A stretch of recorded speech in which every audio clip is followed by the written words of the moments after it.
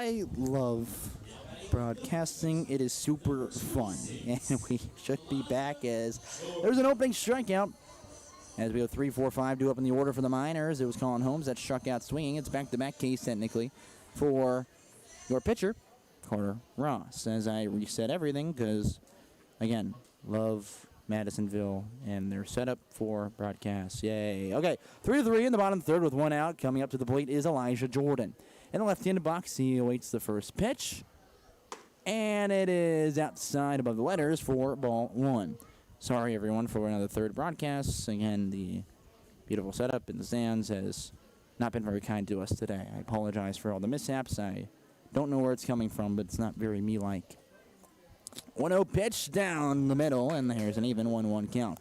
Carter Ross, the pitcher. What just happened last at-bat was a strikeout swinging from Colin Holmes, and now we've got 4 and 5 due up with no one on the bases and tied at 3 in the bottom of the third. Carter Ross, the leg kick. He'll come to the plate. That one is lifted out towards the center field. Coming in is McGuire, and he's caught it for out number 2. I don't know if you can see it very well in your screens right now. I'll take a look. Yeah, if you look over on the left side, see some smoke coming in over there. That's because they are grilling, and, well, that is starting to permeate over the field and hopefully does not really harm anything with the eyesight on a pop-up that could happen. Well, in the 5 spot is number 6, Casey Lowe, the catcher today, who has come up once, reached on a hit-by pitch. And now he's up for the second sign. Delivery to the right-handed catcher from Ross. First pitch, high for ball 1 with a fastball. And I'll say this for those, there's not many in right now. Anytime that a broadcast decides to crash, I wouldn't look for a new link anywhere. Just go back to the Hoptown Hoppers TV on YouTube and just keep refreshing. It should be up soon. I fixed it quickly, but again, love stuff. I really apologize, everyone. Genuinely very, very sorry. 2 balls, no strikes. Is that one missed in the dirt outside? As Ross looks back in against Casey Lowe. With 2 outs and no one on, he'll fire back towards the plate. It's a fastball that he'll blow past him for strike 1. Lowe went swinging and could not catch up to the pitch as we look to even things up right here.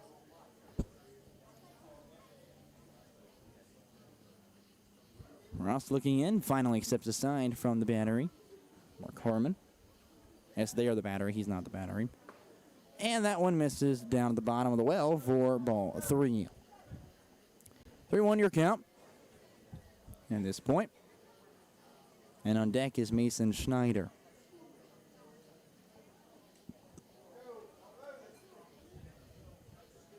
Three-one pitch, and that misses low for a 2-out walk. That brings up Mason Schneider. Again, the Elder Panther churned Wabash Valley. Had an interesting story about how he got down here. So he's one of 2 members on the squad, though. The other, being Elijah DeBoer, is, I don't think, playing the rest of the summer. Schneider from Wabash Valley, again, lives in Cincinnati. That's not where Wabash is. Got home, and I was talking to his mother last time we were here. Shout out to Miss Schneider, who was in attendance. And, of course, that game got rained out, so couldn't see him play, even though he was scheduled to go that day. First pitch he sees from Ross. And it's at the knees with a fastball for a called strike. Schneider last time up, struck out swinging. So he got home, and I believe I get the timeline right. Got home on a Thursday, got a call. They needed some help with this team. He knew, of course, DeBoer down here. So on Friday, he got adjusted, started to come down. Saturday, or got the call that he was going to come down, accepted as that one misses, ball 1. And then Saturday he came down. And then Sunday he played in his very first game. And in that game, he had a walk-off 3-run homer to beat the Henderson Flash right here at Elmer Kelly Field. He readies up again with the 1-1 pitch, and it misses high and away. So he had a really good start and a really great look. Stephen McNett, I was talking to him, was very pleased to see that from a guy that just showed up to your team. But he's only gotten, I want to say, 1 other hit outside of that so far this year. Long, deep breath, and now the 2-1 pitch. Curveball that misses inside for ball 3. So in danger of walking back-to-back guys. Schneider, yeah, only 1 other hit. It's been a single. That was a couple of games ago. and has gone again hitless since. He's got a 6-game hitting streak. 3-1 delivery is dotted on the corner for strike 2. They're Wabash Valley, a JUCO squad that made the JUCO World Series and won their 9th regional title in 10 years with a 14-13 victory over John A. Logan, which is where it feels like half of Paducah is going next year, as half their team comes from McCracken County. Not literally, but pretty much that. Full count delivery from Ross. Sitzland's lifted in the left field, and Sweeney's able to grab it, and that will end the 3rd inning. We head to the 4th here, tied 3-3. When we come back, we're going to ask you our second bit of Hoptown Hoppers trivia question of the day. Don't go anywhere.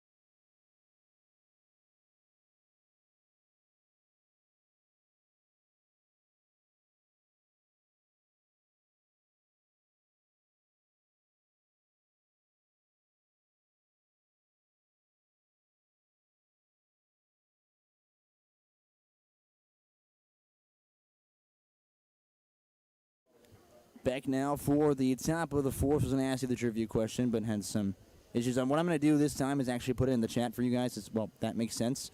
And then you guys can read it, so we'll do it here soon. Reed Hayes will lead things off. I apologize for lying to you. First pitch, fastball, and that misses outside for ball 1. Hayes had put one up the right field line for a triple his last time up. It's the 3rd triple this season for the Hoppers. And there's a curveball that misses upstairs for ball 2. So Hayes is ahead quickly. You don't want to give him the hitter's count. It's also another thing I've been bringing up and preaching and never had the evidence for in a game until then, that Reed Hayes has a very powerful bat. You see him in warm-ups, and he'll send one over the fence consistently, as that's a curveball that misses by the shoelaces for ball 3. Oh, he can send one out in a hurry, and finally got to show his power there by pushing one opposite field. 3 balls, no strikes for the leadoff man. And the pitch comes in and is right at the knees for a called strike. Hayes thought it was low. It was borderline. But he'll give him the call.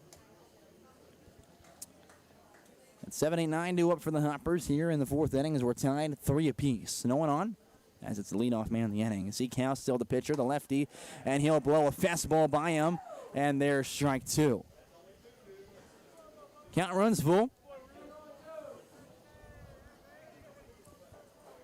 So Hayes takes a moment to reset and steps back in the right-handed box. Future Lansing Community College player. 3-2 is on the outside corner. They'll sit him down with a backwards K, and there's one out in the inning. So now batting is number 33, Caden Slaughter, the second baseman, who's 0 for 1 with a strikeout swinging. He readies up with McGuire standing on deck. First pitch, he'll see from the left-handed dealer of the at-bat. He'll ground one over towards the second baseman, Caleb Braden, who scoops it up, throws the first in. There's quickly 2 outs in the 4th inning. 4-3 ground out. Now McGuire comes up. a guy who had been slumping after having a terrific spring with the U.S. Sports University Eagles. Finally has broken through a little bit. Had a hit last game he played. Got a double last time he was up, so he's 1 for 1. And I want to see him break through a little bit more right here. Kiss to that slump. Goodbye. Lefty and righty matchup as House deals and misses upstairs with a fastball for ball 1. And after we conclude here in the bottom half of the fourth, I will give you the question. I will also type it out as the minimum version of it in the chat for you guys so we can play some trivia while we continue through game 2 of the doubleheader. Curveball inside corner called strike, gives the count 1 apiece. As while baseball is fun by itself, we can give you more entertainment, make it even more fun here on the broadcast, because why not? 1-1 pitch from Zeke House, and McGuire attacks, fouls it off backwards, and he's behind 1-2 against the dealer. Now, so far today, he's given up 3 runs on 4 hits, no walks, and now 4 strikeouts in 3 2/3 innings of work. Looking to make it 4 complete and set the Hoppers down in order. Hasn't done that so far today, though. The 1-2 pitch, McGuire leaves way outside. The count evens 2-2. On deck does stand Cade Wall, his U.S. Sports University teammate, with the top of the order waiting for him.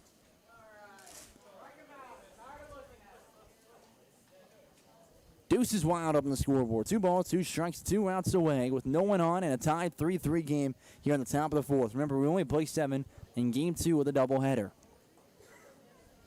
Zeke House now set the leg kick. He'll go to the plate, and McGuire will swing underneath it. There's a strikeout that ends the top of the fourth. We head to the bottom half tied 3-3, and then we'll actually have your Hoptown Hoppers trivia question of game 2.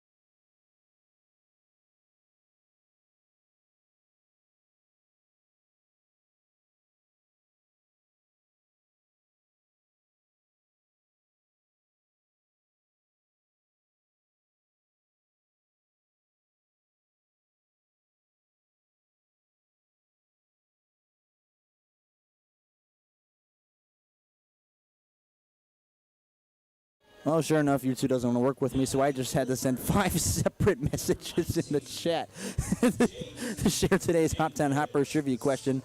We'll come back in the bottom of the fourth, and let's ask you today's question before we get rolling. Well, the Hoppers team is filled with a plethora of talent that hope to move to the next level after college. The latest player to play for the Hoppers and go on to get drafted was Jonathan Baymeyer. Which year did he play for the Hoptown Hoppers is your question. First pitch of the inning from Carter Ross back out there. Adds a curveball that's fouled off on the left side. Your options are, was it A, 2015, B, 2016, C, 2021, or D, 2022. Tell me not which year he got drafted, which year he played for the Hoppers. 0-1 pitch, and that one is out of play on the right side. He's behind 0-2 against Carter Ross to lead things off here in the inning is Jaden Hernandez. It's 7-8-9 due up. Again, you can participate, answer A, B, C, or D in the chat, and I'll tell you the correct answer when we flip things over to the top of the fifth. 0-2 delivery, and there's a curveball that runs off the plate, and the count now 1 ball and 2 strikes. Want to appreciate everyone for joining us here after a long night of baseball and a lot of struggles. It's a little bit later. Hopefully you're enjoying back in Hopkinsville, down and up in Michigan, down in Florida, wherever you may be, enjoying today's contest. Whether you're here for Hoptown, Madisonville, just OVL, just baseball. appreciate having you here. 1-2 pitch right back up the middle. The shortstop, Cade Wall, will field it. Throw across the body over the first, and he got it in time for out one. Cade Wall, the lightning speed and the incredible throw. He'll fire it in time. And that'll bring up now Caleb Braden. Also got to mention that ball put in play by Jaden Hernandez. Broke his bat, so it didn't help if that one did not break. Probably would have been pushed out to center with ease for a single. Braden 0 for 1 with a 4-3 ground out. Had that home run in game 1 of the doubleheader.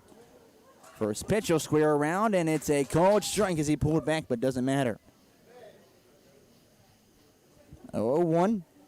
So Braden outside of that home run got another hit as well to go 2 for 3 in game 1 today. Carter Ross delivers again. Fastball that will run inside. It was about letter high. And the count evens 1 ball and 1 strike. Is some activity down in the Madisonville bullpen. A righty warming up. Could be coming in when we flip over to the top of the 5th. Ross, deep breath. Now the 1-1 pitch. And there's a swing and miss, and Ross ahead 1-2 against Caleb Braden. Braden, the San Angelo, Texas native, plays at Dodge City Community College. Enters the day, not this game, with a .222 batting average. 1-2 delivery in the dirt, and skips up to Mark Harmon for ball 2. So we have an even count on deck. Sans Levi Watts at the bottom of the order, and if they were able to get past the minimum, the face in this inning, we'd see the top of the order.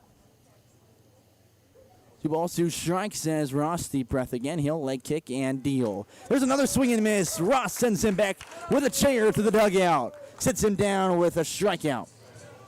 There's 2 outs in the inning. We now see the right fielder, Levi Watts. He grounded out to the shortstop, Cade Wall, last time. And that didn't end up ending the inning. That was to begin the second inning. Now he's up for his second at-bat in this game. Carter Ross still working from the stretch. Doesn't matter. That's where he's most comfortable, even with runners not on. It's a fastball that he dots over the heart of the plate for strike 1. Ross again looks in to face Levi Watts, who has struggled outside the beginning of the season. A 1 pitch curveball out towards center field and deep. This one's got a lot of hang time, and all you can do is watch as that one will leave the yard, and the Miners take the lead 4-3.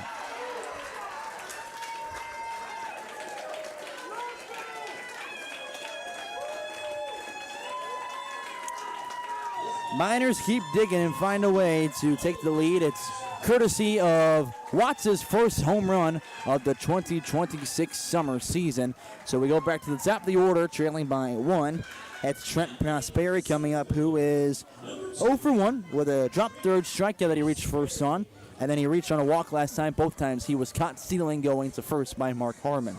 Here comes Chris Benny walking out towards Carter Ross on the mound, and looks like he will ask for the game ball. New pitcher coming in for your Hoppers squad. It'll be the first time, I believe, we see an arm out there, unless that's Tristan Saputis, actually. So I take that back. We'll take who the new pitcher is. Again, look at YouTube chat, and you can answer the trivia question of the day. In which year did Jonathan Baymeyer, the latest player, the player for the Hoppers and get drafted, play for Hoptown? Was it A, 2015, B, 2016, C, 2021, or D, 2022? Again, you have plenty of time to think, as we'll give you the final answer in the top of the 5th. We'll be right back.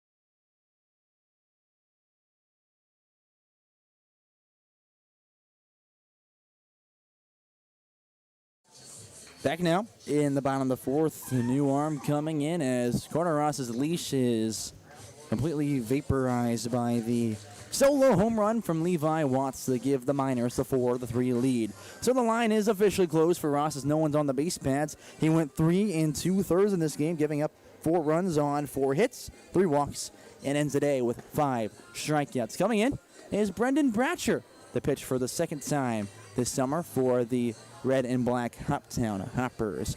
He'll be facing Trent Prosperi in the top of the order, again with no one on and 2 outs. So got to get one to get out of the bottom of the fourth and send us to the fifth, trailing by only a digit. Bratcher's still warming up, trying to bring up his numbers for you here in just a moment. Again, looking at some scores in the OVL tonight.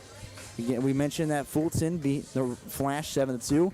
Chiefs still lead the rhythm 4-1. And so that one looking like it could push the rhythm further from the Hoppers as well, which it would be a perfect night if the Hoppers see the Flash lose, the rhythm lose, and the only thing that would complete it is the Hoppers need to at least split this doubleheader with the Miners after they lost Game 1 8-3, and now trail in Game 2. Again, Bratcher on the mound, a right-handed dealer. He'll be facing Trent Prosperi, who we just mentioned 0-1 with a walk, though he reached his first time as well with a drop third strike. Was caught stealing both times, going from first to second, or attempting to go from first to second. First pitch to Prosperi, he'll leave over the heart of the dish for strike 1.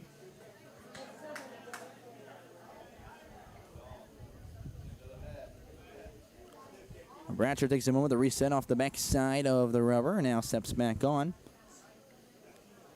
and comes back in. Pitch, that'll miss again. And even 1-1. Do I have the wrong guy here? The numbers are wrong on like every single jersey. Yeah, it's Matthew Heipel, not Brendan Bratcher. So, wrong guy. As that one's fouled off on the right side. Almost grabs the man on deck, Isaiah Smith. Thankfully, he jumped out of the way. Counting out 1-2. Yeah, it's Heipel, who I do have some more info on for you. First time he's pitching this summer for the Hoptown Hoppers. Every number is about changed up after a day for this Hopper squad, so I apologize getting the wrong guy out there. As originally that was not Heipel, now it is. He'll swing through one upstairs, and he's got a strikeout to sit us to the fifth. One batter he'll face, and he's got a strikeout already. We'll tell you all about him if he comes back out in the bottom of the fifth. Don't forget about the Hoppers trivia question. What year did Jonathan Baymeyer, the latest draftee that played for the Hoppers, what year did he spend in Hoptown? Once again, thanks to nice.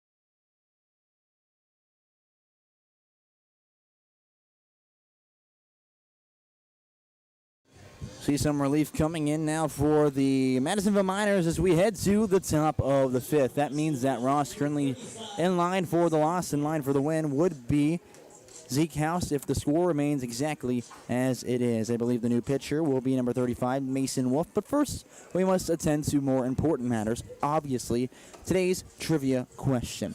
And what year did Jonathan Baymeyer play for the Hoppers, who is the latest player to spend time in Hoptown and eventually go on to get drafted to Major League Baseball? Your answer, hopefully you guessed it, it was C, 2021. That's when he played in Hoptown. He was actually drafted in 2022, though. So while he spent time then, Baymeyer was drafted in 2022 by the Milwaukee Brewers, who I think a lot of people listening could consider rivals. I'm a Reds fan in the NL Central. Most of the fan base with Hoptown are Cardinals fans. They're not very big fans of the Brewers either. No one is at this point because they've got some devil magic working up there. They always sit atop the league somehow. Well, now we focus our attention back to OVL action. 4-3 as we head to the fifth. Cade Wall will lead things off. It'll be 1-2-3 due up. Again, facing the new pitcher, Mason Wolf, a righty sitting 6'4", 230 on the mound out of Hamden, Ohio.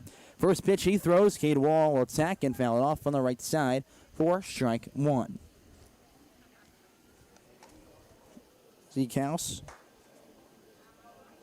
on the day went a total of 4 innings where he gave up just 3 runs on 4 hits and had 5 strikeouts. Wolf will have to reset his Wall has walked back to the dugout and is looking for a bit of new equipment and will eventually start the return with some new lumber. Wolf, again out of Hamden, Ohio, where he played for Chardon High School, was a state champion in 2022 his sophomore year, and was an honorable mention D1 All-District player in his senior year in 2024. He now plays for Cayuga Community College, where in his sophomore year he had 17 appearances, a 3.51 ERA, where he gave up 13 runs, 10 of them earned. Cade Wall, ground ball, sends it right back where it came from, up the middle and in towards center for a leadoff single. Ward is aboard safely. Wall gets on, as now we go to the 2 spot with Chance Sweeney. And his family, Wall's family, I should say, in attendance here today. Big shout out to them. They've put in a lot of effort to listen to games and really appreciate them being big supporters of the Hoptown Hoppers and being here today. Also, I mentioned Wall's older brother used to play in this league with Du Bois, who's no longer in the OVL. Obviously, they folded as a franchise a good bit ago. But he played in this league and has a pretty good understanding of what to look for and what not. So now, Chance Sweeney, as Wall takes off, he'll put one over in the right center field, and a diving attempt for the center fielder. He'll bobble it. It's not caught. Wall goes to third as the ball is still bobbled and chucked all the way into the dugout. Wall's going to score, and that one ends up off the fence. Sweeney goes in the second and will hold up there. We're tied again at 4. What a wacky play, but Wall comes across with some epic speed. What in the world was that? How do you even score it? I believe that should go down as a single for Sweeney. He advances on the throw. And Wall would score on possibly an error? Either way, we're tied at 4, and the go-ahead run stands in scoring position. Waiting for the official ruling before I say something and they say it otherwise. I would say it's a single. I already said what I thought. Now the dish is Evan Jacob, the DH, in the 3 spot. Facing Mason Wolf in his first inning of work, he's already given up a run. First pitch, inside for ball 1. Still haven't scored it. And now here it comes. It's going to be, a single. It's exactly what I said. Single, advance on the run, and Wall scores on an error. Okay, 1-0 delivery, and Jacob leaves it in the dirt, and it's a good block from the backstop low. And now the count 2 balls, no strikes. Sweeney remains standing over on seconds. Evan Jacob got his 20th RBI yesterday. Came in the pinch hit in the game earlier today. And in that appearance, he reached on a fielder's choice. So still only 20 RBIs. That one roped up the left side and through the 5-6 gap. Sweeney gets the wave side. A big windmill for Max Kirby. Going to the plate. Cutoff man grabs it and will not throw home. Hoppers have the lead. They'll throw with the first. He's back in safely. It's 5-4 for your Hoptown squad. Hoppers plate 2, and in hop-back fashion, they take the lead. Yes, I said that the correct way. I'm going to try to coin that. Not come back. It's going to be hop-back fashion now. That's what we're going to do, because we got to do something fun here. It's a long season. 5-4, Sweeney scores off the RBI single from Evan Jacob. That brings up the first baseman, Evan Leonard. Still no outs in the inning, as a tall right-handed hitter steps up and attacks after the first pitch, fouls it backwards for ball 1. And strike 1. What an idiot. What's this guy saying words on the broadcast? What is wrong with him? What an awkward, weird dude. Totally, right? That's what we're all thinking? Just me? Okay. Leonard, 0-1. So far on the day, he's up for the third time today, obviously. He is over 2, though he reached on an error back in the first. Tried to go around a curveball, holds up as it just misses low. They will not appeal it, and now they finally appeal. And they'll say he held up in time, did not offer. The count evens 1 ball, 1 strike. Leonard, again, played at Clarksville Academy. He's from Clarksville, Tennessee. Graduated as the number 16 ranked catcher by perfect game. That one out right field and deep, being carried by the humidity, but will die with the wind. And that's caught by Levi Watts for out number 1. And the runner, Evan Jacob, will have to retreat quickly back towards first base. Got a lot of airtime, but got a little too far underneath it. If it straightened out just a little bit without getting so far high up in the air, I'd venture to say that would have been off the middle portion of the wall, if not gone. I don't think it would have been gone, but probably the middle portion of that wall you see in right field. So with 1 out and a runner still on first, and now looking for insurance, your Hoppers send up Zach Hampton, who's 0 for 2 as well. A couple of ground outs for him. Trying to put one in the gap. He'll swing at the first pitch as Jacob took off for a steal. He'll have to scamper back as that one, obviously, a dead ball with strike 1.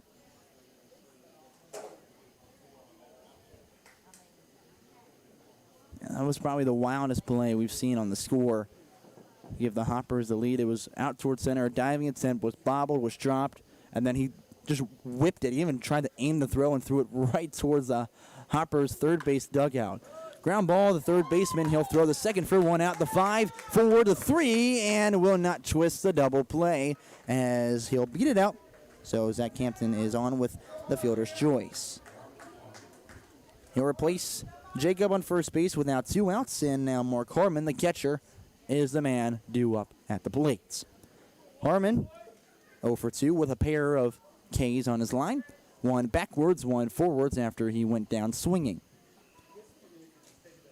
Again, little action in the Madisonville bullpen. I can't tell you about ours because it's blocked off by a massive brick wall. So we'll just see what happens, right? First pitch now to Mark Harmon. Runs inside with a fastball for ball 1. There's Hampton on the base pads. Decent threat. He's 4 for 4 with stolen bases so far this summer. And starts to go off towards second before the ball is thrown. He'll step off and make sure he goes back to first to keep him honest. He started to get almost like a little bit of a secondary jump before the pitch was thrown. So could be looking for an extra bag here. Curveball at the bottom of the zone, evens the count 1-1. You're definitely not stealing on that pitch where he just threw over and saw you kind of start leaving early. But now's the one where you might look at it again. So if I'm Mason Wolf on the mound, I'm probably doing a pickoff move. There it is. And it gets away from the first baseman, but not far enough from Jordan. Good call from Zach Hampton to hold up there as Jordan recovered quickly. And they probably would have beat him by, I don't know, it's a 90-foot distance. I would have said by 30 feet at the very least. It's a good call. 1 ball, 1 strike with Harmon at the plate. On deck would be Reed Hayes. We focus our attention back to the catcher of the dish. As Wolf will throw and Hampton takes off for a second. It's bobbled by the catcher, so Hampton is in with a stolen base. There it is. He finally gets it. After searching for it for quite a while. That's our first stolen base of game 2 of this doubleheader. Harmon ahead 2-1 as that one missed above his head. And now he's up again with a runner in scoring position. Again, he's got 2 RBIs this summer. Both of them have been in go-ahead fashion. Curveball above the eyes, and now he's had 3-1. If he was able to bring in an RBI here, it would be his first one that wouldn't be giving the Hoppers a win, instead just giving them insurance. One was to take the lead against the Henderson Flash on the road, the other against the full count rhythm on the road. 3-1 pitch is down in the dirt, and there's a walk for Harmon. Runners on first and second with still 2 outs away. And with that, in the fifth inning,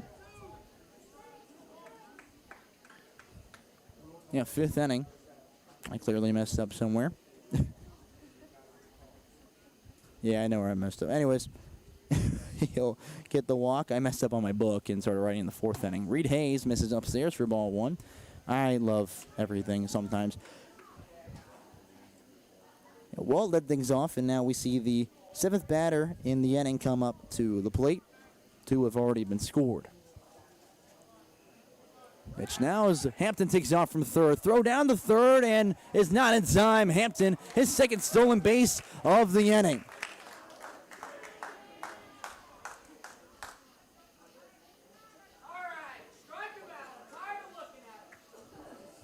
We count 2 balls and no strikes to Reed Hayes with runners on the corners and still 2 outs, looking to add some insurance and extend this inning in the 5-4 lead. On deck would be Alex McGuire.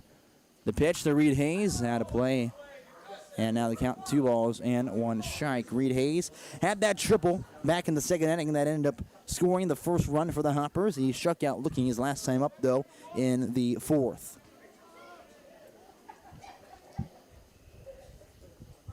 Well, he readies up again in the right-handed box. As Mason Wolf checks over the first, now throws towards the plate. It's in the dirt. Good block from the catcher, and the count now 3-1. This is where you had Mark Harmon, the batter before, who now stands on first. I also said McGuire would be on deck. By the way, it's Caden Slaughter. I apologize for that. But you had him 3-1 there and immediately walked him on 5 pitches. Could be looking at replicating that right here to Reed Hayes. Would it be the 2nd time he's reached safely? And would load the bases for the Hoppers. The 3-1 pitch to Reed Hayes. It's down the middle and roped up the left field line. That one's fair. That brings across 1 run. Harmon going from 2nd into 3rd. Reed Hayes going for 2nd as well. They both get the stop sign. An RBI double for Reed Hayes. He's got 2 extra base hits, and he's extended the lead to 6-4. Reed Hayes is on a rocket ship today. He is on fire, lifting up this team in Game 2 of the doubleheader. 2 extra base hits, 1 a double, and 1, of course, that triple. That brings across Hampton the score, and Harmon moves into 3rd base. Next batter is Caden Slaughter, who steps back in the right-handed box, looking to continue the 2-out rally. Hoppers have scored 6 runs on 7 hits, 4 runs on 4 hits for the Miners. Wolf, the leg kick in from the right side of the rubber heel deal, and the dirt goes to the backstop. Harmon coming home, and the 2-out rally brings home run number 7. Hoppers lead by 3.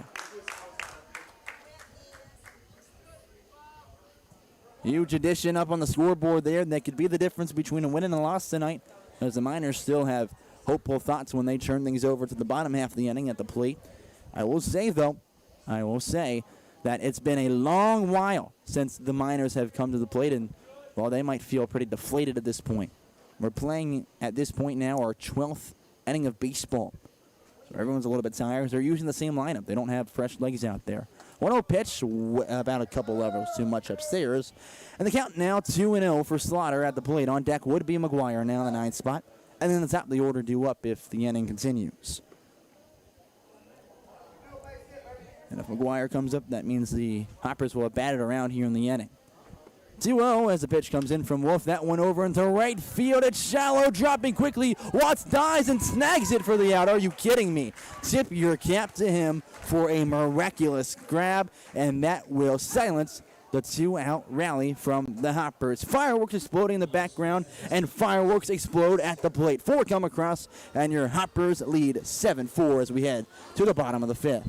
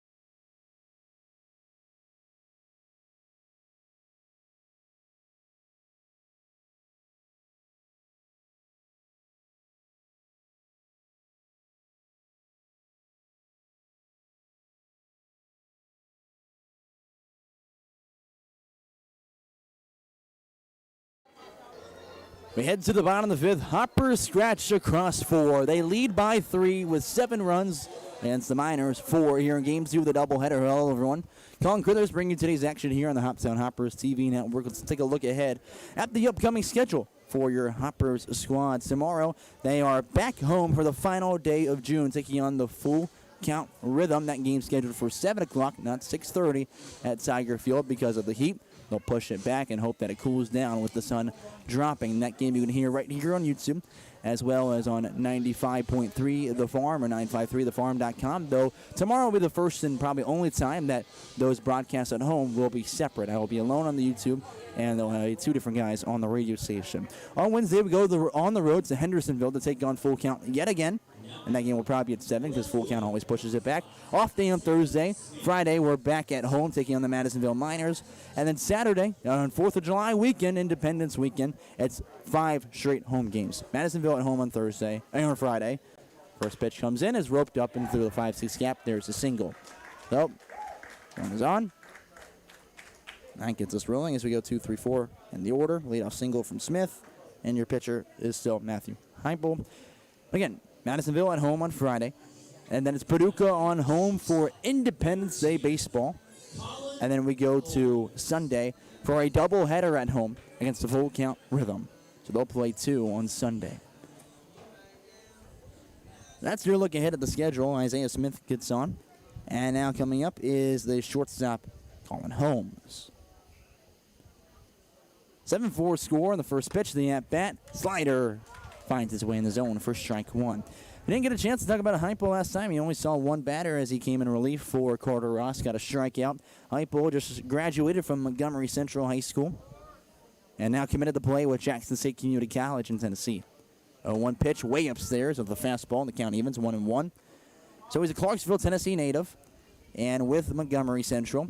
He was the District 11 3A pitcher of the year, where he went 7-0 in 42 innings pitched, dealing a .83 ERA.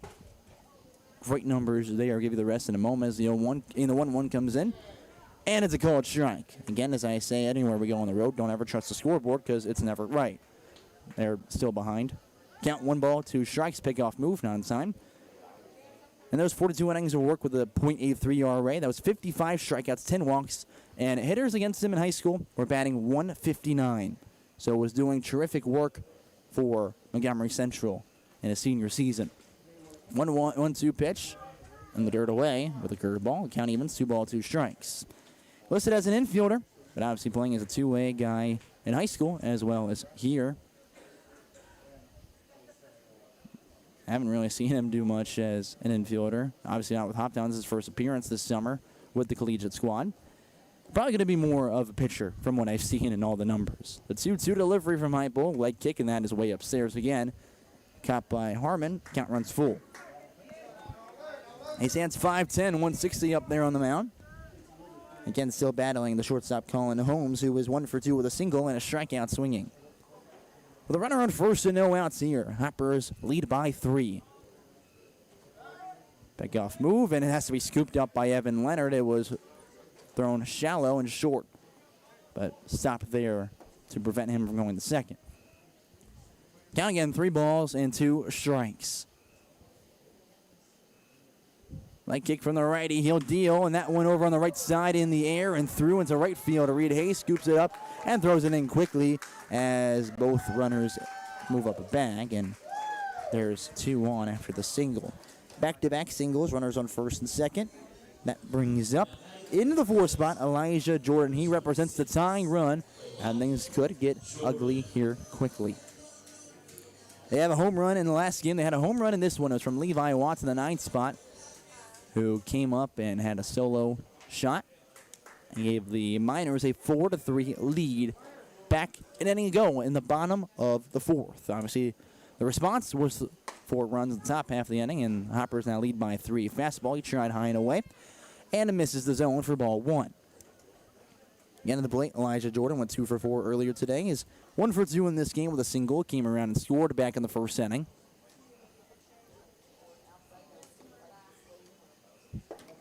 As Heupel set again from the stretch.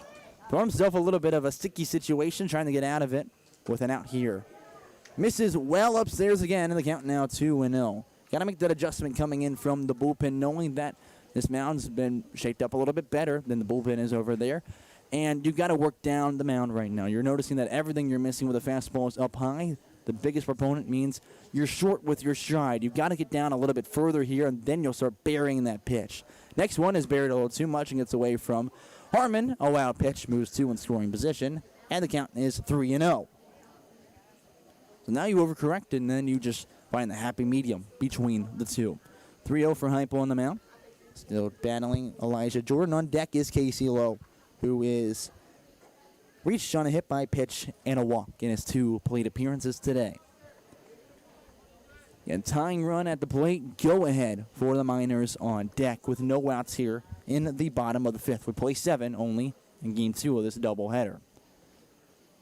I'm pulling out the 3-0 delivery after the big leg kick, and that misses upstairs again. There's a 4-pitch walk. You've got to find the correction here and relocate the zone. Bases are loaded for the Miners. And coming out is Mark Harmon to discuss with his recent Montgomery Central High School graduate. Casey Lowe, again, will be the batter. He's the catcher today. Has reached safely twice. He's a Hazlet, Texas native, a catcher. Will finish up his redshirt freshman year at Frontier Community College, where he batted .357 and 168 at-bats. So after Harmon finally returns to the plate, Max Kirby will come out, and the assistant coach will now have that conversation with Heimple. I'll say when Lowe comes back up, he stands 5'6", 180 in that right-handed box. So we'll have the conversation with Heimple right now. Again, you're listening to Hoppers Basement on the Hoptown Hoppers TV network. You can find us right here all year long, whether we're at home, we're away, or we're into the postseason in late July. Every game can be right here on the channel. Again, that's Max Kirby out there, assistant coach for your Hoppers squad, a grad assistant with Freed Hardman this past year. He played there as well as a two-way guy, right-handed pitcher as well as an infielder. He spent last summer with the Briarcliff Seagulls, a 1-month beach collegiate league. It's the Beach Collegiate Baseball League, where they actually had an upset in the opening round of the playoffs against the Rays, 8-1. There you go. They lost in the quarterfinals, but again, that's a league that only lasts a month long, so players can disperse from there, kind of prove that, you know, they can play, get some innings under their belt, and then go play for other collegiate teams for the July month of the season. And now Lowe back up, and the bases loaded, no outs. First pitch in the dirt, good block by Harmon, and it's a 1-0 counts. Another cool fact with Max Kirby, though, got to bring up his sister. Shout out to the Kirby family. Mason Kirby plays softball at Lipscomb. She's a junior, just finished up her junior year there. As an outfielder and infielder, she attended Forest High School, but with Lipscomb, she led the team in hits with 66 of them this past year. As a 1-0 comes in, and it's way upstairs. He's got the velo, just not able to get down the mound at all. 2-0 the count. Again, with Mason Kirby, though, led the team in hits and was a second-team All-ASUN member. Atlantic Sun Conference, of course. So, shout out her for her terrific past season with Lipscomb. 2 balls, no strikes after the 4-pitch walk, and now it comes in. Fastball misses inside, 3-0, and you're in danger of walking in a run. It's Isaiah Smith standing on third, Colin Holmes on second, and Elijah Jordan on first. Casey Lowe has the red light here, you'd assume. Fans have dispersed as it's about 9:50 local time, but the true faithful still in attendance. 3 balls, no strikes. Hypo delivers, and it's above the helmet. Back-to-back 4-pitch walks brings in a run, and the score now 7-5. It's 8 consecutive misses of the zone. Probably looking at a new pitcher coming in here soon if you can get someone warm quickly enough. And as I say, I look back up, and sure enough, Benny is walking out to ask for the game ball. He'll give the nod to the new man out of the pen. We'll tell you all about him in a moment as we relieve the pitcher on the mound.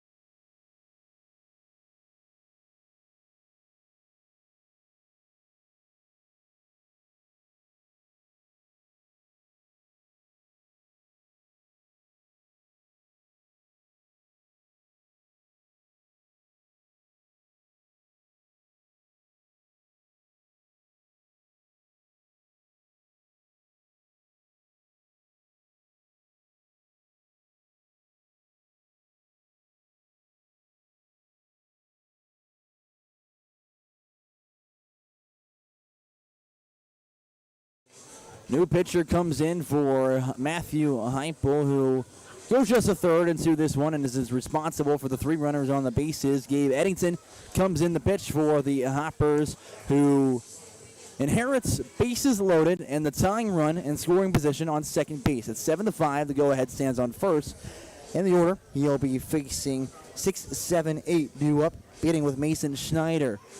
Eddington comes in for the second appearance on the mound for the Hoppers. He's made 1 so far. That was a week ago on this past Monday against the Paducah Chiefs, where he went 2 2/3, giving up just 1 run. It was earned on 2 hits, a walk, and a pair of strikeouts.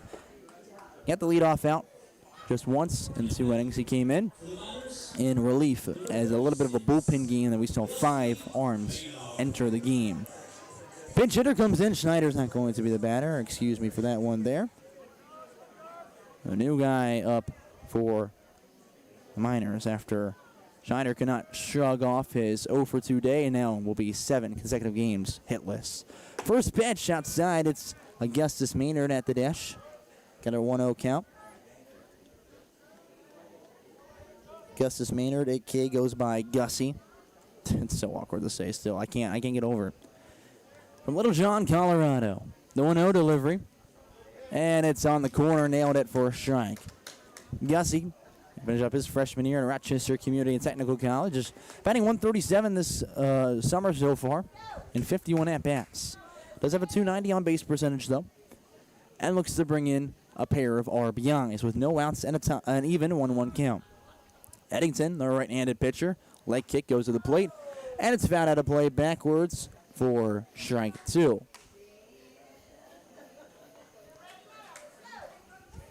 One-two your count. I was looking all over to see if that one was going backwards. It hit the netting above us and stayed in the field of play. That's where our pause in action came from.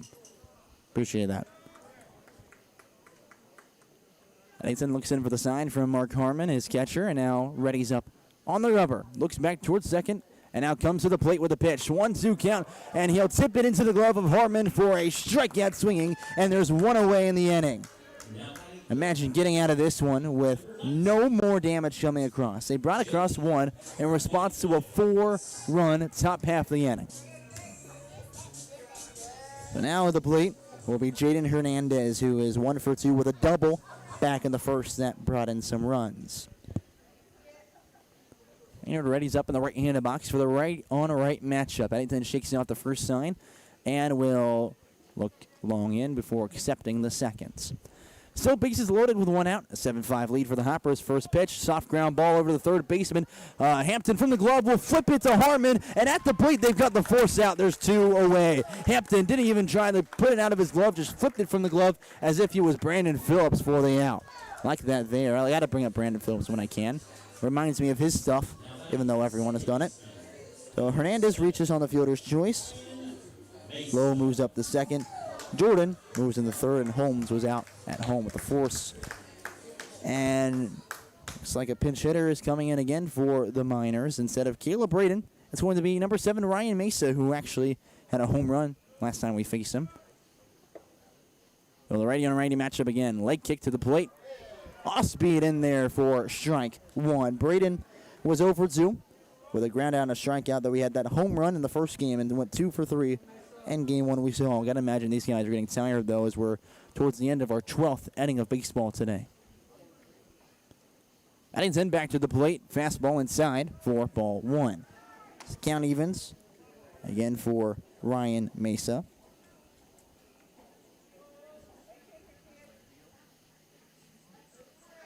And he's up again. Mesa, a native of Appleton, Wisconsin, where he attended Appleton East High School, now plays at Peterborough University. As the 1-1 comes in, lifted out towards the left center field. Here comes Chance Sweeney, and he's got it to end the inning. Eddington inherits no outs and bases loaded, and nothing scores against him. The Hoppers hold on to a 2-run lead as we head to the 6th at Elmer Kelly Field.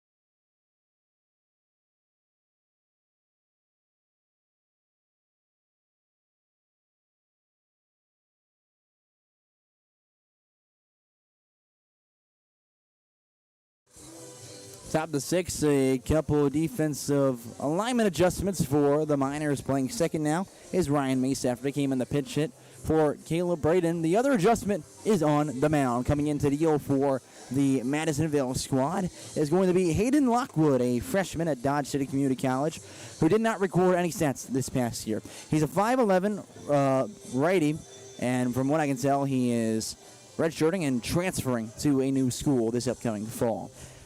Native of Fort Worth, Texas, where he attended Boswell High School, he will now face in the Hoptown order Alex McGuire, and in the top of the order due up after that. McGuire is 1 for 2 with a double. Came around, scored in the second inning, and then a strikeout swinging in the fourth in that inning.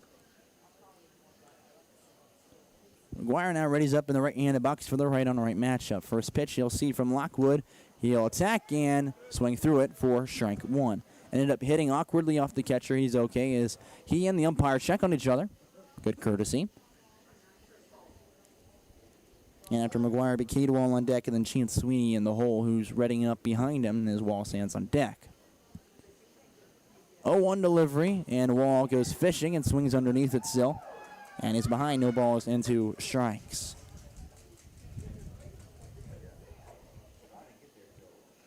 McGuire again, we brought up how he runs the Elite Dingers account. Go follow it on whatever Instagram or TikTok that you love, whatever social media is your favorite.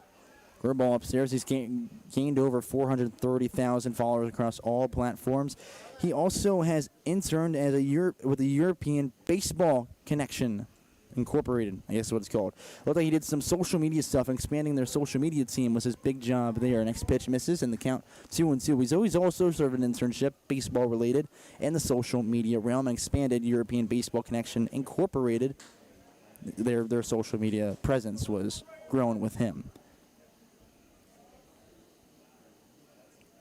His dream job, post-college, you might ask, doing all this stuff would be sales representative for a sports team, probably most likely in baseball would be the love, obviously. 3-2 as that one runs off the corner with a curveball.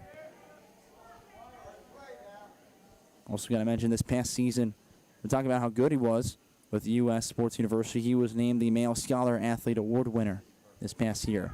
Another pitch runs outside after falling behind 0-2. He will reach with a leadoff walk. As we flip to the top of the order, it's Cade Wall coming up.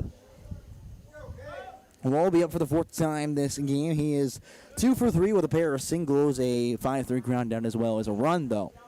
So he's contributed on the scoreboard in some good ways. He came across and scored on that wacky throw from center field as a diving attempt from Trent Prosperi, and he got up and just chucked the thing without aiming, and, well, it went way offline.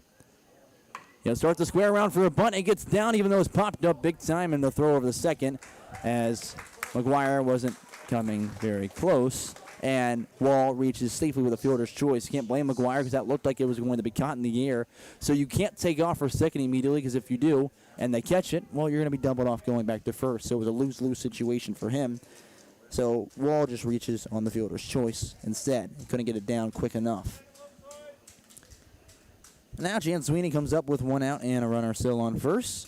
He is 1 for 3. Though he did reach back in the second with a fielder's choice. First pitch, he sees in the at-bat, fastball, high and away for ball one. And Sweeney did pinch hit last game as well. Came in for Easton Beatty and ended up getting on with a walk in the only appearance he saw at the plate before game 2 of our doubleheader tonight. Pitch, outside corner, dots it for strike. Count evens, 1 ball, 1 strike. It's somewhat borderline. They'll give it to him. Sweeney batting .286 coming into today.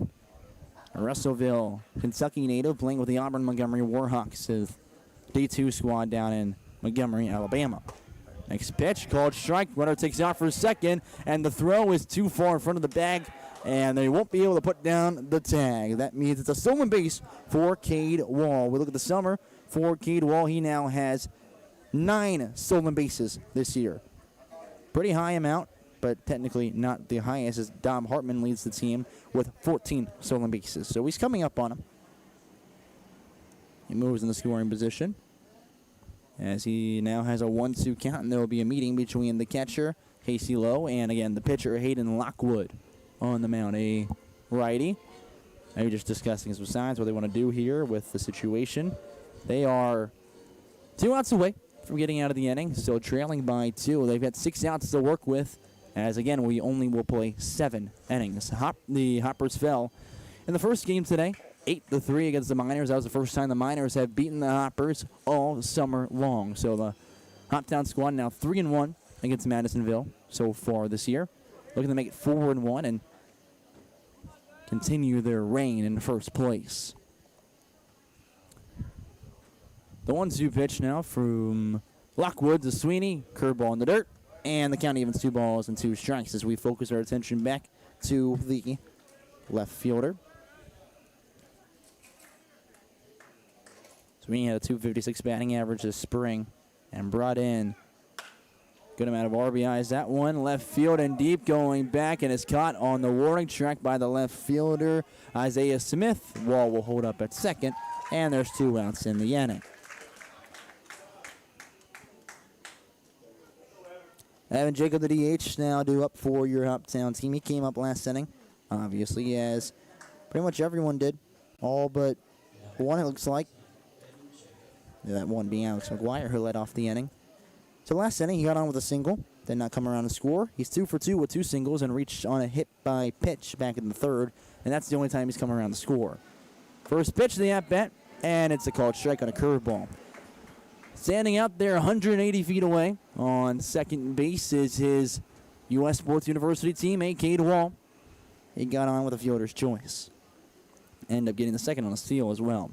Lockwood, the righty, back towards the plate with the 0-1 curveball, and it misses upstairs for ball 1. The count evens 1-1. As you might be hearing the bus starting to round up behind us. Shout out to the new bus we've got going on with Missions of the other. So we got the school bus bringing us along, which is much, much appreciated. 1-2 the count. After that one finds the zone, and Jacob is behind in the count. Remember a guy we heard last week on Monday? Join us for third inning with the Hoppers, which we avoided today with the weird doubleheader stuff. Didn't want anyone to be distracted. And told us just got to keep it fun. 1-2 pitch, and that one lifted out towards the left center field. Prosperi chasing. It gets by him. Wall will round softly and will come home to score. Jacob brings in his U.S. Sports University teammate, and it's an 8-5 lead with the RBI double. Evan Jacob, a great piece of hitting there. Blasts one out all the way to the center field wall. And, of course, brings in Wall. Go back to the game last night. It was an 8-5 victory for the Hoppers over the Fulton Railroaders after they scored 3 in the 7th, another 3 in the 8th inning. Now the plate is Evan Leonard with 2 outs, looking to continue the inning. First pitch, outside corner with a fastball called strike. Leonard is currently 0 for 3. Though we reached in the first inning on an error from the second baseman, Caleb Braden at the time. Obviously now, Ryan Mesa. 0-1. Curveball upstairs, and the count now evens 1 ball and 1 strike. Aiden Lockwood still the pitcher out there on the mound. Not much going on in the Madisonville end of the bullpen. Looks back towards second. Twice then now comes with the pitch. Curveball in the dirt, gets away from the catcher, but Jacob remains at second. 2-1 is the count. On deck would be Zach Hampson. And in the hole is Mark Harmon.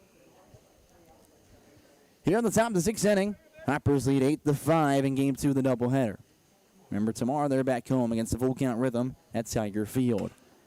Leonard attacks after the next pitch and fouls it out of play.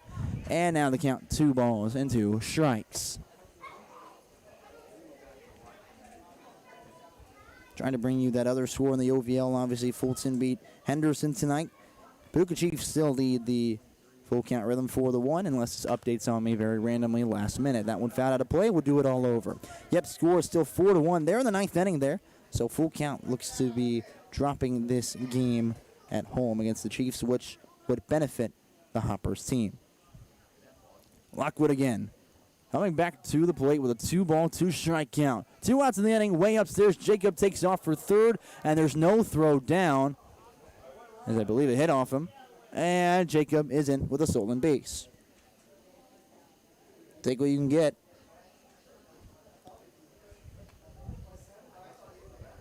I think they hit Leonard on the throw, which isn't interference. He stayed in the box and actually never even moved his muscle. So count now full with the runner 90 feet away. 3-2 pitch. Leonard lifts one up right side out of play. So he stays alive at the dish. That's all you're looking for. Even as a pitch you don't love, you got to go swinging and just throw your hands at it. Foul it off before you get something you really like, or you can easily tell is way out of the zone for a walk. Number on deck is Hampton with Jacob standing on third. Now the 24th pitch of the inning from Lockwood. Leonard started to go around, holds up as it's in the dirt for a walk. Holds up in time as they peeled down the first. And now runners on the corners. The two-out rally continues. They've really benefited from the two-out rally in Game 2 here in Elmer Kelly Field. Looking to scratch across a few more here and put up a crooked number. They lead 8-5. Zach Hampton will be the batter in the 5 spot. He currently stands 0 for 3, though he has reached once with a fielder's choice. Everything he's put in play today, but everything has been a ground ball in the infield. Now comes up again with 2 outs and 2 on with the corners. Fastball misses below the knees for ball 1. Good pitch from Lockwood. Didn't miss by much. It was over the heart of the plate. Just couldn't get the height correct. He readies up again on the right side of the rubber. Leg kick, he'll pitch. And Hampton tried to hold up, went all the way around, though. It's a called strike. Probably would have been a strike either way. Count now, 1 ball and 1 strike to the Crusader at the plate in the right-handed box. Lockwood, deep breath, and now with the leg kick, he'll come to the plate with the pitch that started to get away from low. He'll recover and snatch it up. 2-1 the count as that curveball missed in the dirt on the outside.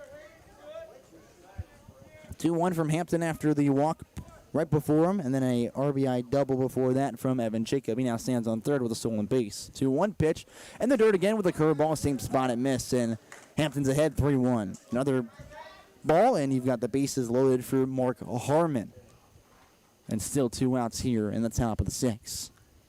Inning left to play as well. 3-1. That misses low and away with a fastball, and there's another walk. Back-to-back free passes, and you've got the bases jammed for Mark Harmon, the catcher, coming up to the plate, who is 0 for 2 with 2 strikeouts. Reached last time on a walk and came around and scored as well. He is the final run to score to make it a 7-5 game. Obviously now an 8-5 game after they brought in Cade Wall from the RBI double. The bases loaded for Mark Harmon, the catcher. First pitch, and it's above the letters for ball 1 with a fastball.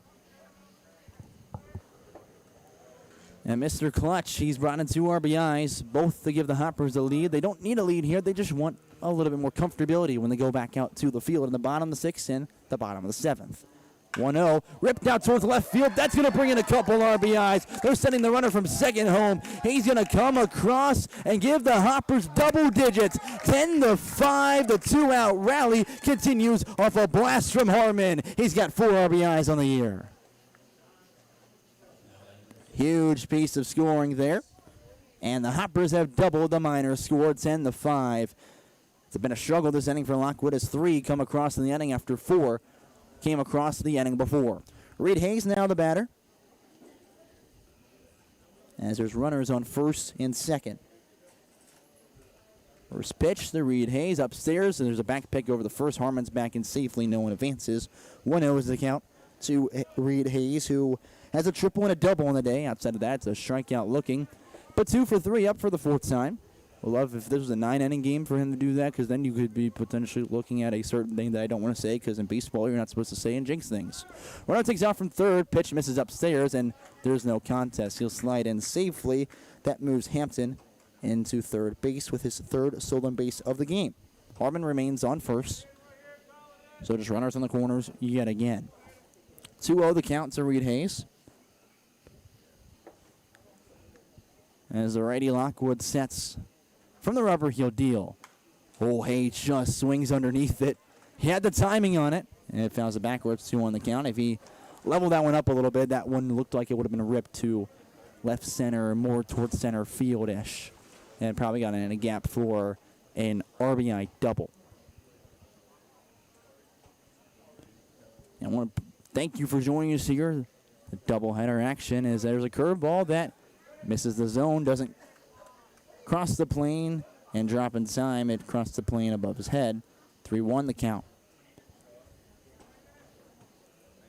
Lockwood trying to get out of this disastrous inning as the Madisonville Miners have someone else warming up yet again. 3-1 pitch, left field lifted, going back, and the left fielder, Isaiah Smith, will relocate it, track it back in, and finally, the top of the sixth concludes. 7 runs in the last 2 innings for the Hoppers at the plate. They lead 10-5 as we head to the Miners' half of the sixth.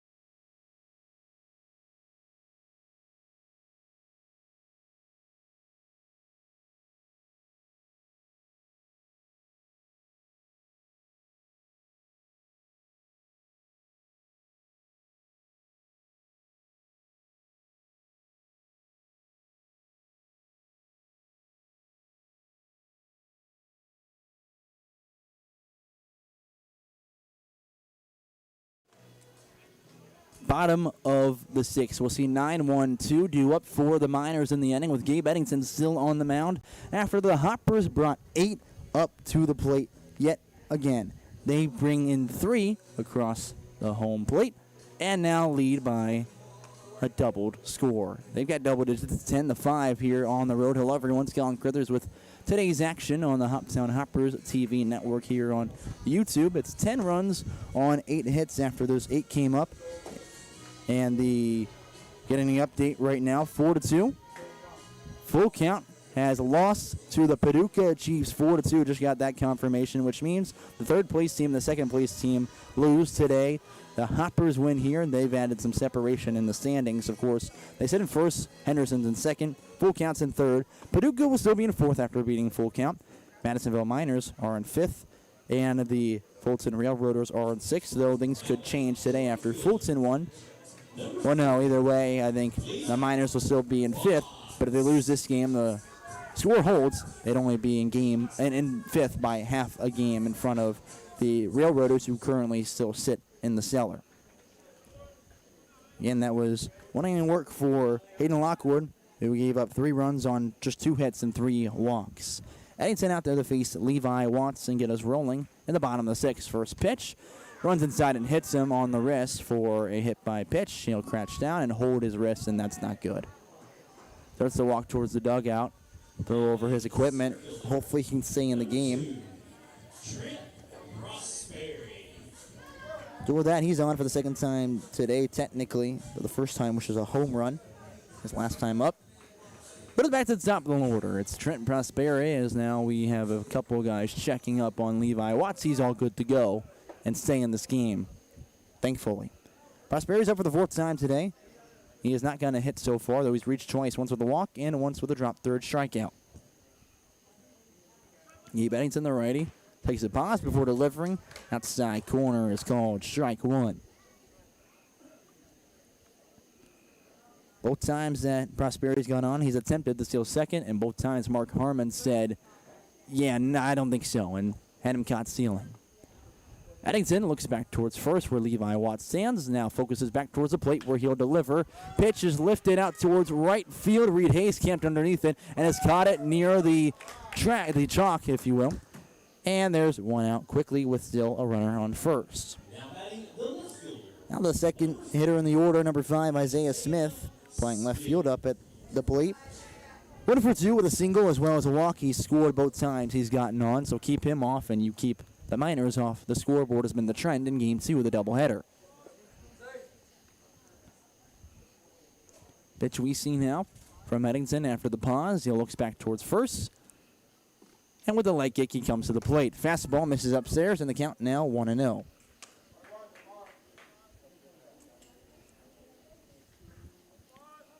Gabe Eddington, a two-way guy, is Played both sides already in a shallow stint with the Hoppers. He began the first half of the season just as a coach and now is playing again with the Hoppers. The 1-0. That one is skied out towards shallow left field. Coming in quickly and sliding past it is the left fielder. He overruns it, and that gets down for a single. Good chase as that one died in the air quickly. Now letting the shortstop. The single moves runners on first and second. And now Colin Holmes, the shortstop, will come up, who is 2 for 3. A pair of singles, a run, and a strikeout swinging. He'll step up in the right-handed box. He also played in the first game today. Went 2 for 3 with a hit-by pitch. So got on 3 of the 4 times he came up to the plate. Eddington has 1 out so far with runners on first and second behind him. And now resets and toes the rubber. Looks back towards second before now coming home with the pitch. Ground ball over towards Hampton at third. Gets off the glove with an awkward hop. Cade Wall picked it up as a backup for him and could not beat Watts to erase the third base. And we have a bases loaded situation with 1 out against the Hoppers. That goes down as a fielder's choice technically for Colin Holmes. It might even go down as well as a error for Hampton, which probably should. Got off his glove in an awkward way. Kind of shied his head around from it. Because I was thinking an awkward hop, but I think if he kept his head steady on it, he would have been able to pick it up. 1, he was pulling his head away from the hop. And 2, starting to move towards third before collecting the baseball. Next pitch is out towards left field. That's going to bring across at least 1. They'll hold it up as the throw comes in quickly. And we're still bases loaded, but now the score is 10-6 with still 1 out after the RBI single from the cleanup batter, Elijah Jordan. So now coming up in the 5 spot is the catcher, Casey Lowe, who is reached all 3 times with a free pass. It's been a hit by pitch, and then a walk, and then another walk after that. That's in the 1st inning, the 3rd inning, and then the 5th inning. So now up again here in the bottom of the 6th, looking to spark a comeback for the Miners and give the Hoppers a taste of their own medicine. They are the team that usually has been making the comeback all summer long in the first half of the year. Now in the second half, they could be receiving the backwards treatment. Curveball is in the zone for strike 1 to begin the at-bat for Eddington, facing the righty Casey Lowe. So Lowe resets, still has bases loaded on deck. Would be Augustus Maynard. Eddington on the right side of the rubber. He'll deal. And this one popped up right field and shallow. Here comes Reed Hayes, camped underneath it, and he's caught it. Runner starts the tag from third, and then will hold up as that was a gorgeous throw from him in. Oh, my goodness. Got to give him credit. There's 2 outs. As someone who used to play outfield, my goodness, he fired that one in with perfect tail. And if it wasn't cut off by Leonard, even though it did not need to be not cut off because no one was going, if it wasn't cut off, it would have hit Mark Harmon in the chest perfectly. So I would have dared him to go home from third and see what would have happened. He would have been out by a good 50 feet. So Augustus Maynard comes up for the 2nd time today. He's pinch hitting as a DH for Mason Schneider. And when he came in earlier, he struck out swinging. Abe Eddington, first pitch on the corner, fastball, strike 1. Gets the call there. It was also when Eddington entered this game. So the first batter he faced was Maynard, and that was the strikeout swinging to begin the inning when they had bases loaded and no one came across against Eddington. So they limited to just 1 run in the 5th. Corner again, called a strike with a pitch, and now he's ahead 0-2 against Maynard. With 2 outs and bases loaded, Eddington looks to get out of the jam for 2 consecutive innings. One that he inherited and one that he created at the plate, but looking to make sure that it doesn't harm his line. No balls, 2 strikes. Eddington, the leg kick, he'll fire through the plate. A swing and miss. Eddington's out of the bases loaded situation for the 2nd consecutive inning. He'll leave the mound fired up as we head to the final inning of action. 10-6 is the lead for your Hoptown squad. We'll be right back after the break.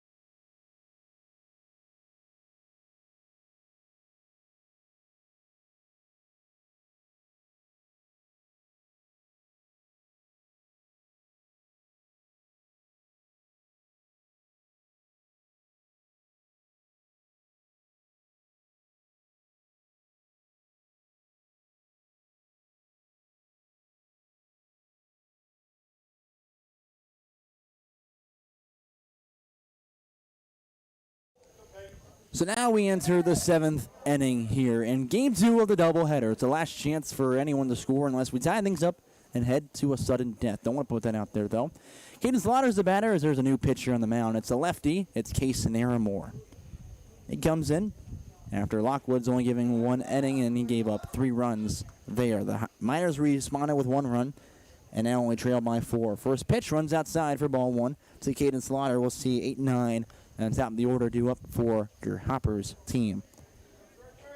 Slaughter over 3 with a strikeout, a ground out, and a fly out to right field. Trying to get on for the first time today. The lefty fires again, runs outside in the same spot. He'll miss again. 2 balls, no strikes. Again, Case Naramore plays his brother Carter Naramore. Case is a lefty, plays at Bethel University, where his brother Carter Naramore plays. You got to assume they're also probably twins. From what I found in research, they are, as the pitch comes in, and it's called a strike. Count now 2-1. That's what I found, but I just don't want to say it and then like, oh, they're not. But from what I found in research, they are twins. 2 balls, 1 strike. And he starts to go around, holds up as he misses outside, 3-1 the count. Also helps that they're both the same age, both freshmen over there. If they're not twins, and articles have lied to me, well, hats off to them for fooling me. 3-1, and Slaughter will watch one on the corner for a called strike 2, a full count. Now, at Bethel, Case went 10 appearances, giving an 11.42 ERA effort. That's an 8.2 innings of work.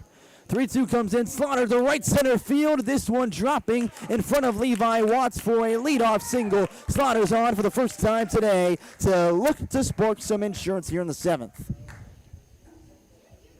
Slaughter was the only batter not to come up in that dramatic 6th inning, where the Hoppers added 3 more, and we're leading 10-5.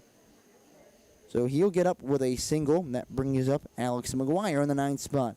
He's 1 for 2 with a double, a strikeout, and a walk so far today. Had a pretty good evening.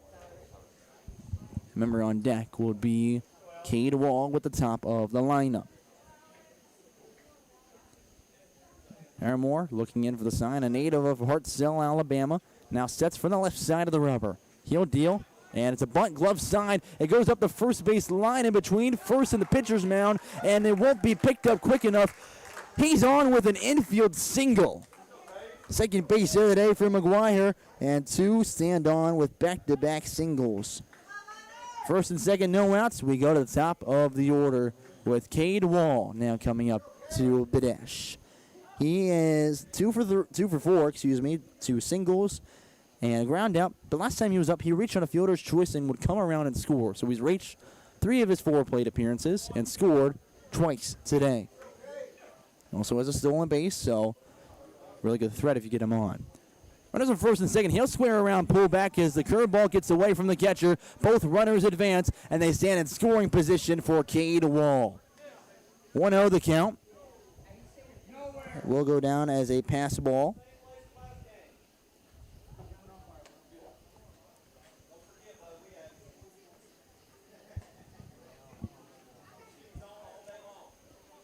So Wall resits in the right-handed box with 2 in scoring position for him. There's team leads 10-6 over the home Miners. Infield is starting to pinch in as the pitch comes in, misses downstairs with a fastball for ball 2.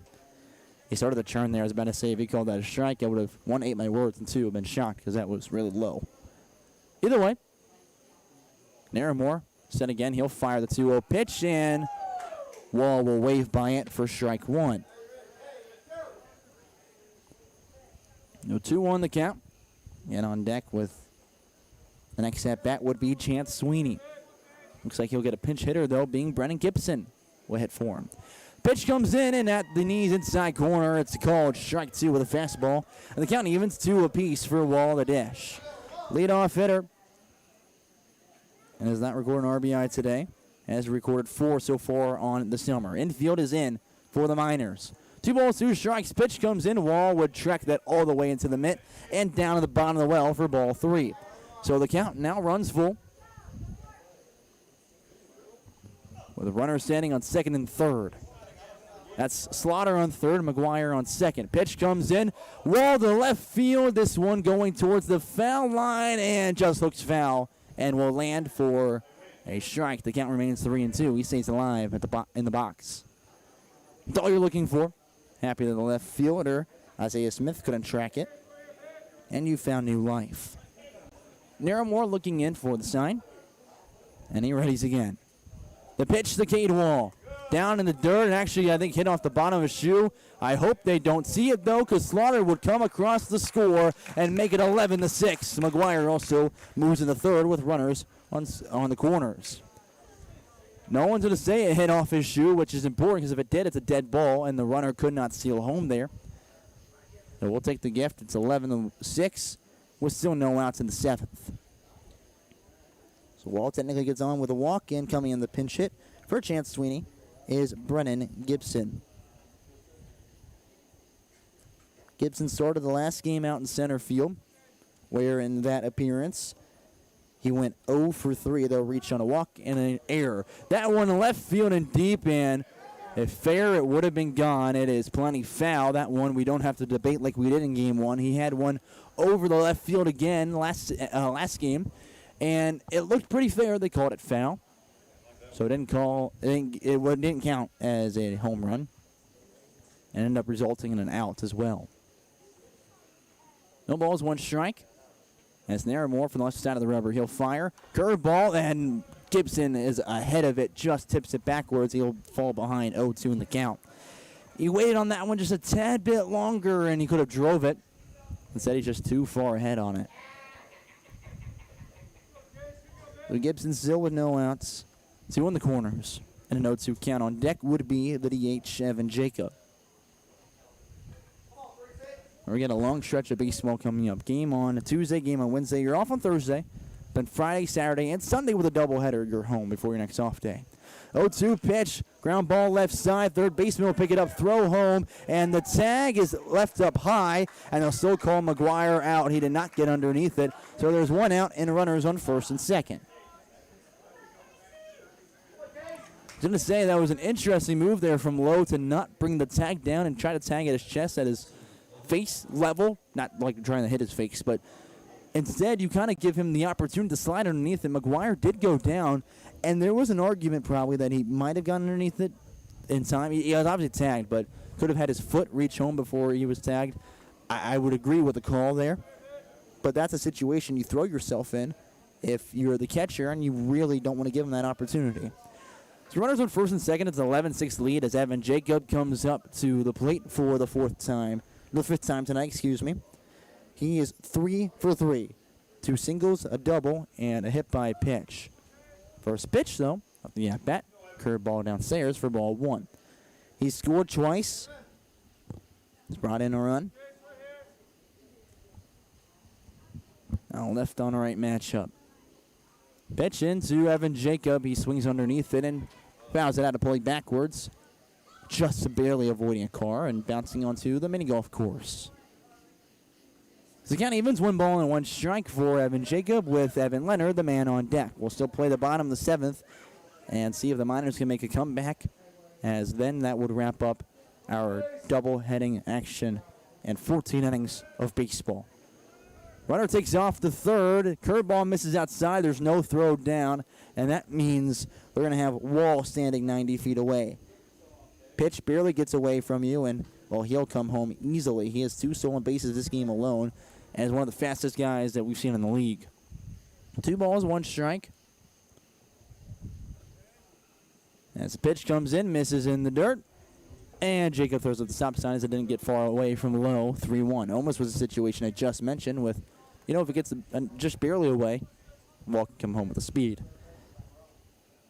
With that, though, Gibson does remain on first. He does have some really good speed as well. Could take off here soon, but with a 3-1 count and Narramore struggling to locate the zone, might as well not. The 3-1 pitch, that one lifted up shallow in the infield. It's going to be caught by the second baseman, Ryan Mesa, and there's now 2 outs, and the runners remain on the corners.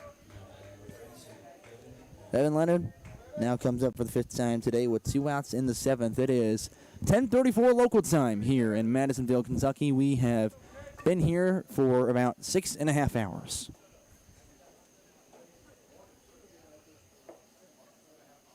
Leonard, you look at his line on the day so far. He is 0 for 3, though he reached on an air and a walk his last time up. First pitch inside gets away from the catcher, so Gibson will advance to second, but since it was down the third base line, Wall will have to remain on third base. So 2 stand in scoring position. Even though the ball was dropped by the catcher low, they'll call it a strike. Leonard starts behind in the counts. Naramore looking in for the sign. Shakes off the first and now accepts. From the left side of the rubber, he sets again. He'll deal, and Leonard leaves it downstairs for ball 1. Count evens, 1-1. And standing on third is Cade Wall and Brennan Gibson standing on second. You put a ball in play in the gap, and both will score easily. They are electric with their speed on the base pads. We've seen that all summer from Cade Wall and saw that early with Gibson as he's only appeared in a few games and has multiple stolen bases. Next pitch, found out to play backwards, and now the count 1-2.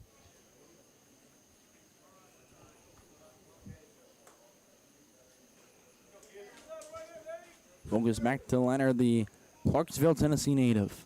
1-2 to delivery. Curveball in the dirt. Gets all the way to the backstop. Here comes Wall, the cross, and double the score again. It's 12-6 Hoppers. Gibson also moved up on it. He stands on third. Count even 2-2. That's the third run that Wall has scored in this game alone. Leonard a chance to keep on bringing in a couple more. Deuce is wild. Here's the 2-2 delivery from Naramore. Leonard blasts one dead center deep, and that one you can only watch as Leonard opens up the light show here at Elmer Kelly Field. It's 14-6. Leonard turns on one and crushes it. And the Hoppers tack on more. It's a 4-run inning.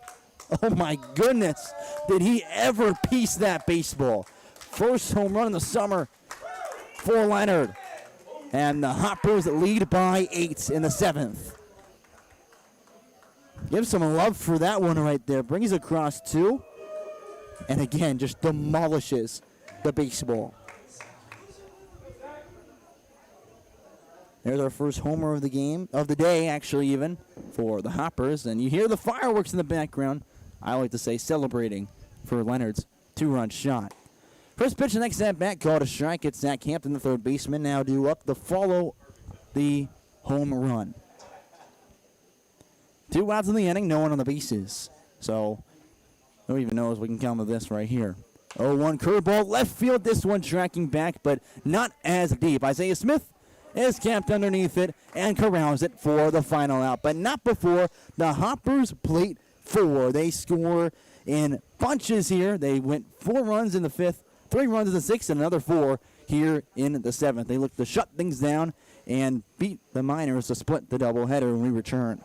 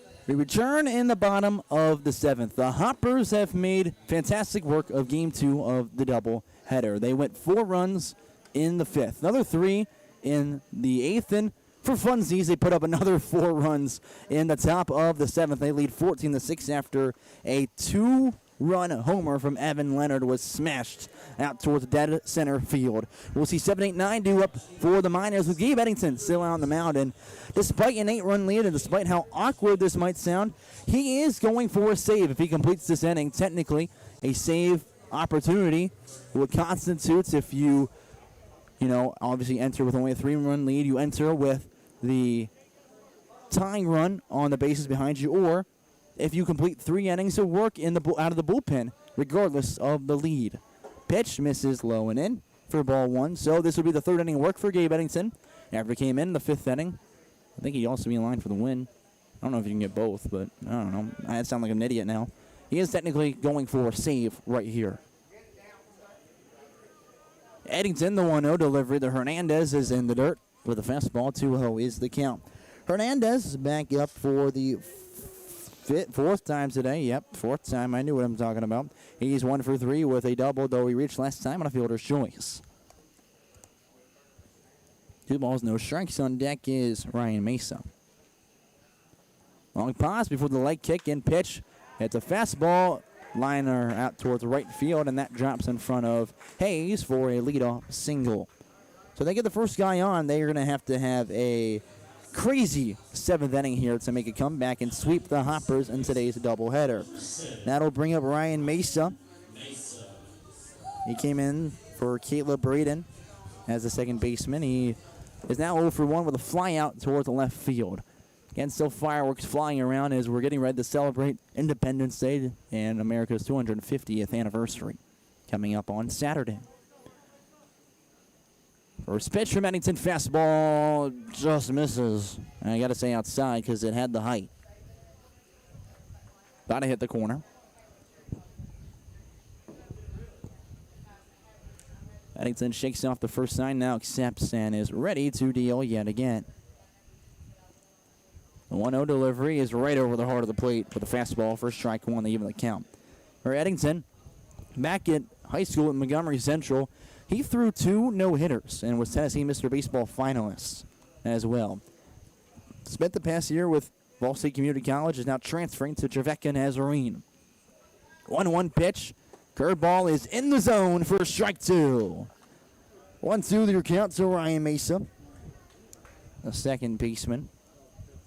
Mesa, again, a native of Appleton, Wisconsin. Plays with Vertebro University, where he just finished up his redshirt junior year. 1 ball, 2 strikes. Eddington back to the plate with the pitch. A fastball over on the right side and is past Slaughter into right field for back-to-back singles. So almost got him. So the first 2 guys are on. Slaughter was pinched towards second base to play double play depth. And if he was playing normal position, probably would have been able to get to it. But with where you have to play in that situation, well, it beats you right there. So we now go to the 9th spot. Levi Watts comes up. He's 1 for 2 with a ground out and reached last time on a hit by pitch. Has scored 2 runs, though, and has an RBI. That one of those runs in the RBI was a solo home run to dead center field back in the 4th inning. First pitch he sees from Eddington, the at-bat, ground ball up the middle. Cade Wall fields it, steps on second, throws the first, and will pull Leonard off the bag. They're going to ask for interference, and for the second night in a row, they're not going to get it. There was a situation last night at Fulton where Wall was doing the same thing, and they asked for interference. They won't get it, but Leonard makes sure it doesn't get away. So it's runners on the corners with 1 out. Watts will reach on the fielder's choice. Trent Prosperi comes up for the 5th time in this game. And in total for him, because he also batted leadoff in Game 1, he's coming up for the 9th time today. Still looking for his first hit of the day, the game. And that one outside for a ball. Not of the game, because we're playing 2 games today. It's of the day. He's reached twice, once on a walk and once on a drop third strike. Has been count stealing twice as another strikeout and a fly out towards right field. He's ahead 1-0 against Eddington with runners on the corners and 1 out. It's a 14-6 lead for the Hoppers over the Miners. As Eddington from the right side of the river, he'll deal, and that one's over fouled on the right side. Count evens 1-1 against Prosperi. Prosperi is average dropping a little bit today, but he entered the day with a .342 batting average, a .420 on base percentage. Finish up his freshman year at Rose State, where he did not record any stats. Definitely should see time this year, though, as Watts takes off for a second and will slip in between bags. Back pick over the first. Leonard puts down the tag, and he's back in safely as Harmon didn't recognize it immediately. So Watts gets a big break there to reach safely back towards first. And they count 2-1 as that one missed the zone. I say Prosperi, when he returns back to Rose State in the fall, and when you start up the collegiate season in the spring, should definitely see the plate. 10:45 local time as we're looking to close out Game 2 of the doubleheader. Pitch to Prosperi is lined over out of play on the right side, and the count evens 2 balls and 2 strikes with 1 out away here in the bottom of the 7th. 14-6 the lead for your Hoptown team. Both second place and third place lose tonight, so the Hoppers could add some separation in the standings if the score stands and they lead and win this one. 2-2, and Prosperi stays alive, tipping one backwards. Count remains 2-2. On deck after Prosperi is Isaiah Smith.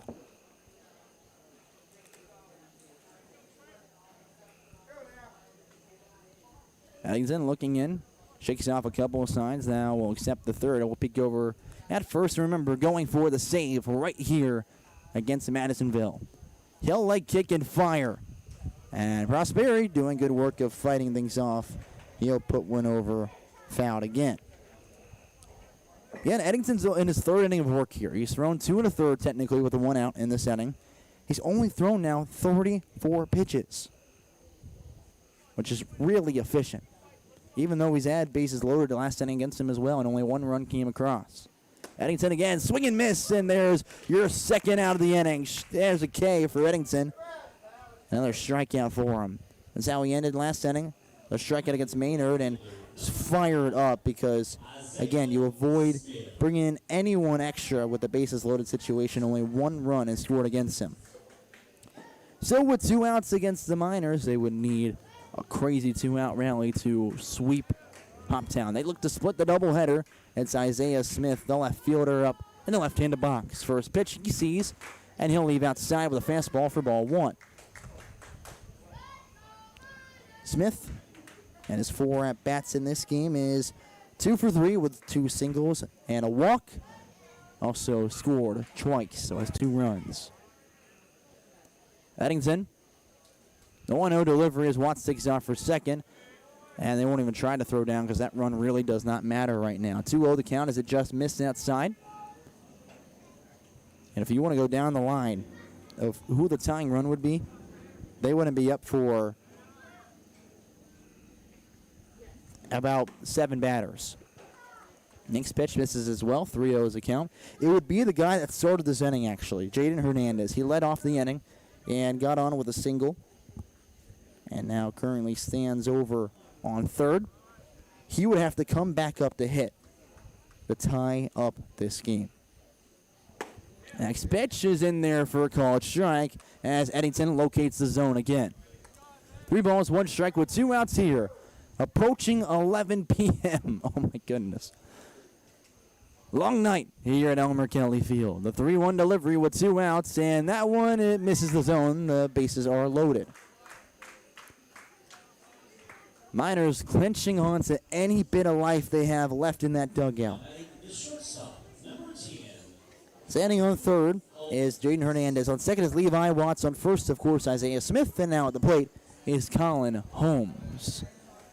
Of course, they trail by 8. If Holmes were to come around and score, that would only cut the deficit in half to 4.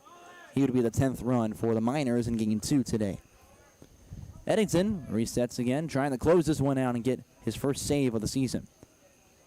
Pitch, fastball right at the knees for strike 1. He starts ahead. Look at Eddington. In that one appearance, he threw the first pitch strike over 72% of the time. It was really good starting ahead in the count and trying to bring that to his benefit here. The 0-1 tries a slider that runs off the plate for ball 1. Righty on righty matchup. As Holmes so far today is 2 for 4 with a strikeout that we reached his last time up for the fielder's choice. So he's reached 3 of the 4 times. Holmes again as the righty will deal. Pitch right down the middle, over and towards right center field, dropping quickly, but the right fielder is snagged, and that will do it. Eddington digs deep and gets his first save as the Hoppers will split the doubleheader. 14-6 is the victory. Eddington gets the save and the win in this one, as the loss will fall against, I will believe to say, Mason Wolf in this one. He won an inning, giving up 4 runs, 4 hits, and 1 walk. Hoppers move to 17-6, while the Miners fall to 16-6. We take a look ahead again real quick before we close this one out. Tomorrow they'll be back home at Tiger Field taking on the Full Count Rhythm. That one's scheduled to start at 7 p.m. with the heat delaying it a little bit. You can find us right back here on the Hoptown Hoppers YouTube page, as well as on Wednesday when they're on the road in Hendersonville taking on the Full Count Rhythm. Again, Hoppers win 14-6 on the road against the Madisonville Miners to conclude today's doubleheader. On behalf of the entire Hoptown Hoppers organization, I'm Colin Crithers. Thanks for joining us and have a great rest of your night. We'll see you again right here tomorrow night.